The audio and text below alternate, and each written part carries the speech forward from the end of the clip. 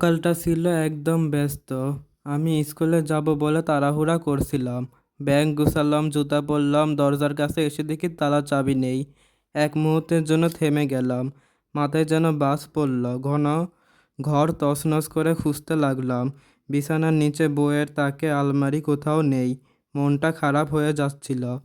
হঠাৎ চোখে পড়ল খেলনার ঝুড়ির দিকে। ঝুড়ির নিচে কিছু একটা চকচক করছে। খেলনার মাঝে হারিয়ে যাওয়া চাবিটি ফিরে পেলাম। ছোট ভাই হয়তো খেলতে খেলতে নিয়ে রেখেছিল। আমি হাসলাম, তালা খুললাম আর দৌড়ে স্কুলের দিকে রওনা হলাম। ঠিক সময় পৌঁছালাম আর ঘরটা বাঁচলো ঠিক তখনই। জীবনে কখনো কখনো সমাধান একদম আমাদের সামনে থাকে, শুধু একটু ধৈর্য আর খোঁজার ইচ্ছা দরকার। এরকম ঘটনা কি আপনাদের কারোর সাথে ঘটেছে? ঘটলে আমাকে কমেন্ট করে জানাবেন। আর এই গল্প করতে করতে আমার ভিডিওটাও শেষের দিকে চলে এসেছি। আজকে দিনটা শুক্রবার ছিল। শুক্রবারে যা যা করলাম আপনারা তো দেখতেই পেলেন।